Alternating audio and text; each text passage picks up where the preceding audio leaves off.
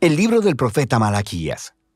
Él vivió alrededor de 100 años después de que los israelitas habían regresado de su exilio en Babilonia, y su mensaje estaba dirigido al pueblo que ya tenía algún tiempo viviendo en Jerusalén.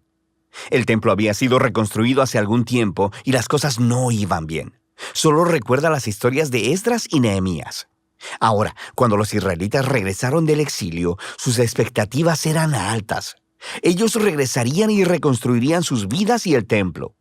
Todas las asombrosas promesas de los profetas se harían realidad. El Mesías vendría y establecería el reino de Dios sobre un Israel unificado y sobre las naciones, y traería justicia y paz para todos. Pero eso no es lo que sucedió. Los israelitas que habían repoblado la ciudad demostraron ser tan infieles a Dios como sus ancestros, resultando en pobreza e injusticia.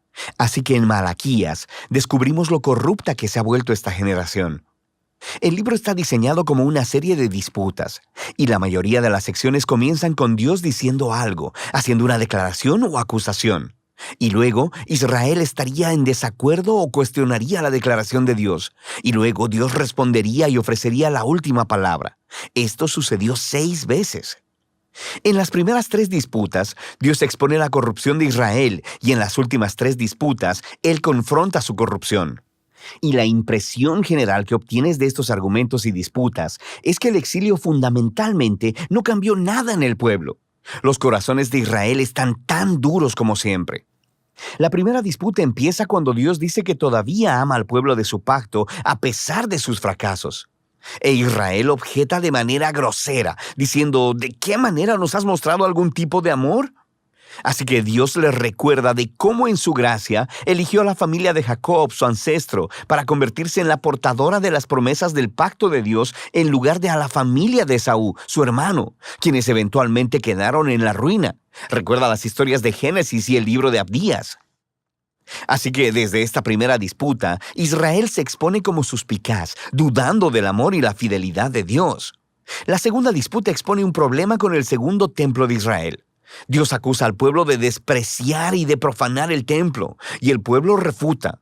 ¿Cómo te hemos despreciado? Así que Dios responde enfocándose en el pueblo, en cómo traen ofrendas vergonzosamente patéticas con animales enfermos e impuros que muestran que no valoran ni honran a su Dios.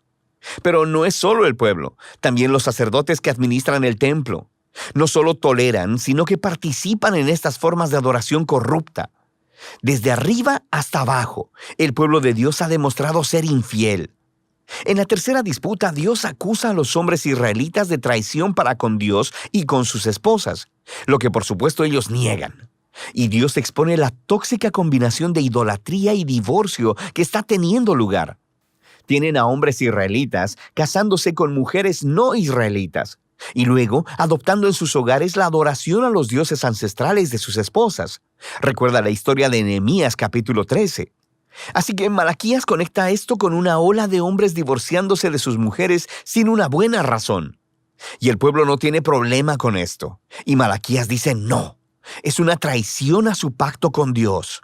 Así que Malaquías pasa al segundo grupo de disputas que confrontan la rebelión de Israel. La cuarta disputa comienza con los israelitas acusando a Dios de negligencia, diciendo, ¿dónde está el Dios de justicia?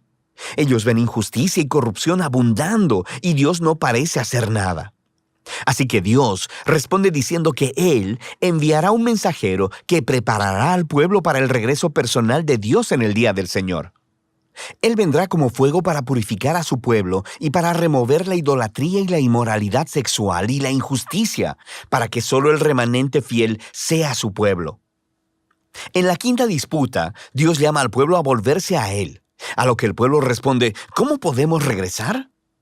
Así que Dios confronta su egoísmo, les muestra cómo han dejado de ofrecer diezmos de sus ingresos para el templo. Esa palabra, diezmo, solo significa una décima parte. Es la cantidad de ingreso y frutos que los israelitas debían donar anualmente para mantener al templo y a sus sacerdotes. La práctica se explica en diferentes partes de la Torá. Ahora, sabemos por Malaquías y por el libro de Nehemías que el pueblo estaba descuidando esta responsabilidad. Así que el templo se estaba deteriorando. Y Dios los confronta. Él dice que quiere bendecirlos con abundancia, pero solo si ellos van a ser fieles. En la disputa final, el pueblo acusa a Dios y dice que servirle no tiene caso. Ellos observan a los malvados y orgullosos teniendo éxito en la vida y Dios no hace nada. Y la respuesta de Dios, por primera vez en el libro, no es un discurso, sino más bien una historia corta acerca del remanente fiel en Israel, de las personas que temen al Señor y aman reunirse y hablar acerca de cómo honrar a Dios y cómo servirle.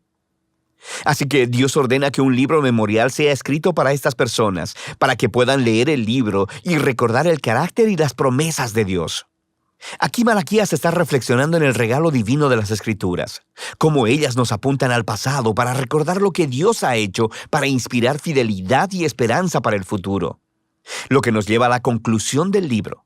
Esta retoma y desarrolla todavía más las imágenes de la cuarta disputa acerca del futuro día del Señor. Dios dice que ha determinado un día de juicio purificador que consumirá a los malvados de entre su pueblo.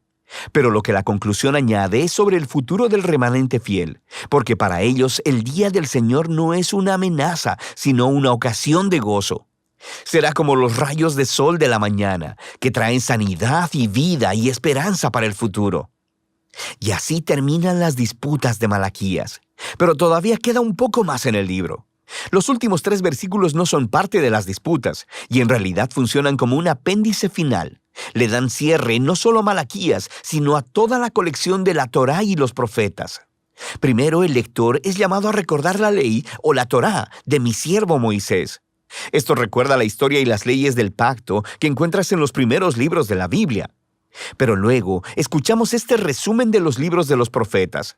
Yo les envío al profeta Elías antes que venga el día del Señor, quien restaurará los corazones del pueblo de Dios.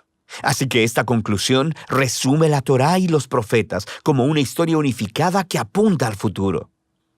Israel fue redimido por Dios y luego lo traicionó por la rebelión y dureza de sus corazones, quebrantando las leyes de la Torá. Pero las Escrituras anticipan un día en el futuro en que Dios enviará un nuevo profeta, un Moisés, un nuevo Elías, quien restaurará al pueblo de Dios y sanará sus duros corazones. Recuerda todas las promesas de Deuteronomio y Jeremías y Ezequiel. Así que este apéndice final presenta las Escrituras como un regalo divino para leer, meditar y orar. Nos dicen la verdad acerca de la condición humana, acerca de nuestro egoísmo y pecado. Pero también anuncian la promesa de Dios de que un día Él enviará un mensajero y que luego Él se presentará personalmente para confrontar la maldad, para restaurar a su pueblo y para traer su justicia sanadora.